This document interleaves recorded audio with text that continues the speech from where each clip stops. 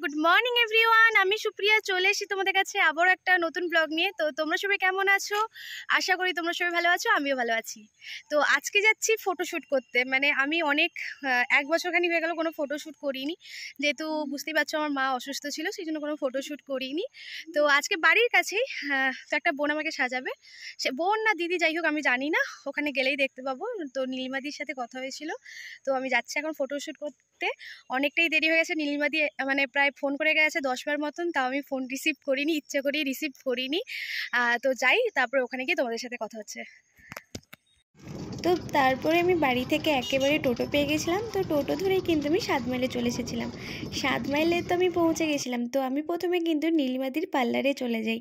তো ওখানে গিয়ে দেখি কোনো ফটোশ্যুট হচ্ছে না এবং তালা লাগানো আছে।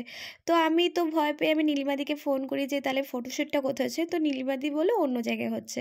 তারপরে আমি আবার জায়গা খুঁজে তারপরে আবার নীলিমাদির যেখানে ফটোশ্যুট হচ্ছিলো ওখানে তারপরে আবার আসি। তো আমার একটু দেরি হয়ে গেছিলো, প্রায় অনেকেই কিন্তু চলে এসেছিলো। মানে আজকে নীলিমাদির স্টুডেন্টরাই কিন্তু আজকে মেকআপ করেছিল, তো আমারই একটু লেট হয়ে গেছিলো, প্রায় 11:30 মতন বেজে গেছিলো। আমাকে পুরো কাঁদিয়ে দিল লেন্স পরে। আচ্ছা আচ্ছা,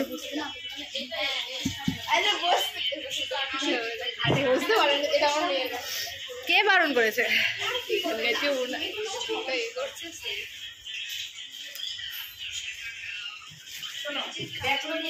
কেঁদে ফেললাম পুরো। আমি লেন্স পরার সময় যা কেঁদেছি বন্ধুরা, তোমাদেরকে আর কী বলবো। যখনই আমি ফটোশ্যুট করার সময় লেন্স পরি আমার চোখ থেকে অনবরত আমার চোখের জল বেরিয়ে যায়। তো যাই হোক, অনেকক্ষণ কাঁদার পর তারপরে আমি বসেছিলাম মেকআপ করতে। তো তোমরা যতটা তাড়াতাড়ি দেখছো যে এত তাড়াতাড়ি মেকআপ হয়ে গেছে তা নয়, আমি একটু ফাস্ট বাড়িয়ে দিয়েছি বলে তোমরা এত তাড়াতাড়ি দেখতে পাচ্ছ। আমার ওই আই মেকআপটা করতে অনেকক্ষণ লেগে গেছে, আমার তো লাস্টে কোমর ব্যথা হয়ে গেছিলো। তাও কিন্তু আমি দিদিভাইকে বলতে পারছিলাম না যে আমাকে ছেড়ে দাও, আমার আর ভালো লাগছে না। তাও আমি বসেছিলাম সাজতে। তো আমার আই মেকআপটাও খুব সুন্দরভাবে কিন্তু দিদিভাইটা কিন্তু করে দিয়েছিলো। কিন্তু আমার ওই যে এতক্ষণ বসে থাকতে না আমার একটু ভালো লাগে না। মানে আমি তো সাজতেই পছন্দ করি না, আমি একটুও সাজতে পছন্দ করি না, আমি সাজতে পারি না ঠিকঠাক মতন। তো তারপরে আমার তো আই মেকআপটা হয়ে যায়। তো আই মেকআপটা হয়ে যেতে আমিও একটু নিজেকে দেখে দিলাম। তারপরে ভাবছি আমাকে যে কী যে মুখে লাগিয়ে নিচ্ছে আমি নিজেও কোনো বুঝতে পারছি না। তারপরে দেখছি গোল গোল করে ফাউন্ডেশন লাগিয়ে দিচ্ছে। আমি বলছি আমি আবার ভূত হয়ে যাবো না তো, লাস্টে আমি সবার কাছে মুখটা দেখাতে পারবো তো আমাকে কেমন সাজাচ্ছে। কেননা আমি নীলিমাদির কাছে প্রায় সেজেছি, কিন্তু কখনো নীলিমাদির স্টুডেন্টদের কাছে কখনো সাজিনি। তো আজকে আমি ফার্স্ট টাইম সাজছি। তো ওই কেমন সাজাবে, কেমনভাবে সাজাবে ওই বিশেষটা ছিল না। তো আমার একটু ভয় ভয় লাগছিলো।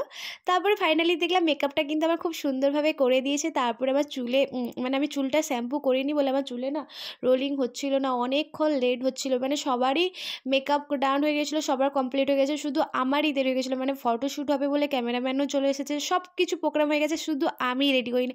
আমি সব কাজে দেরি করি, আমি সবার লাস্টেই সব কিছুতে হয়। তো আমার মেকআপটাও হয়ে গেছিলো মোটামুটি, ওপরে ভালোই হয়েছে। মোটামুটি না, আমার মেকআপটা কিন্তু আমার পছন্দ হয়েছে, ভালোই হয়েছে।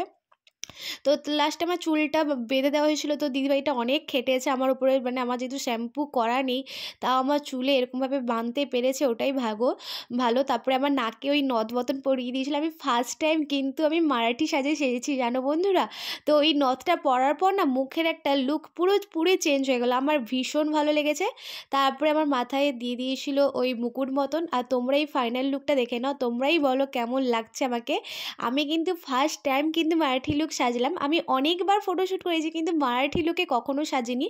তো যে দিদিভাইটা আমাকে সাজিয়েছে ওই কিন্তু সাজেস্ট করলো যে তুমি তো অনেক রকমভাবে সেজেছো, তো একবার মারাঠি লুকই আমার কাছে সাজালাম। ঠিক আছে, তুমি যেমন খুশি সাজাও, আবার ফটো এলে হলো। কারণ আমি ফটো তুলতে খুব পছন্দ করি, তো সেই জন্য আমার যেমন পারে সাজাতে পারে, আমার কোনো অসুবিধা নেই। কেন আমি যখন নিজেই সাজতে পারি না, তো আমাকে যেমন খুশি সাজাতে পারে, কোনো অসুবিধা ছিল না।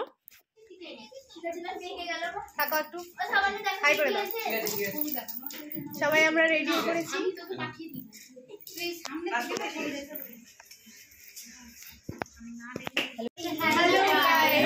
আমরা আজকে সেজেছি, আজকে আমরা মারাঠি সেজেছি। এখনো খাওয়া দাওয়া হয়নি,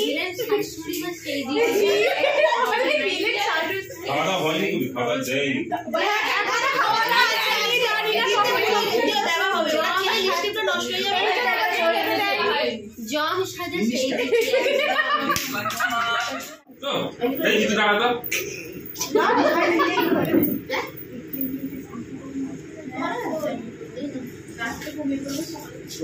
দাও কেমনটা করে ফোন তো আমার কাছে নেই কার ফোন এই না আমার ফোন পূজা ডবল না সিঙ্গেল গ্যালাক্সি দেখো তো মারাত্মক একটা দাও গো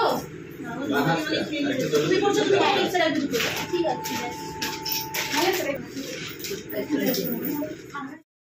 তো বন্ধুরা তোমাদেরকে আরও একবার আমার মারাঠি লুকটা তোমাদেরকে দেখিয়ে দিলাম, তোমরাই কিন্তু কমেন্ট করে জানাবে।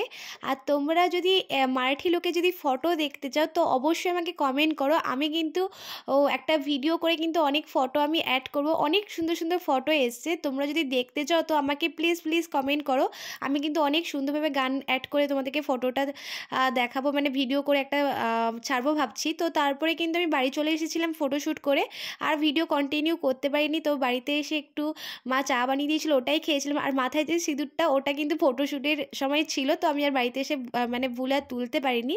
যাই হোক বন্ধুরা, তোমাদের যদি আজকে ভিডিওটা আমার ভালো লেগে থাকে লাইক কমেন্ট শেয়ার এবং সাবস্ক্রাইব করে দিও। তো এখনকার জন্য টাটা, নেক্সট ব্লগে দেখাচ্ছে।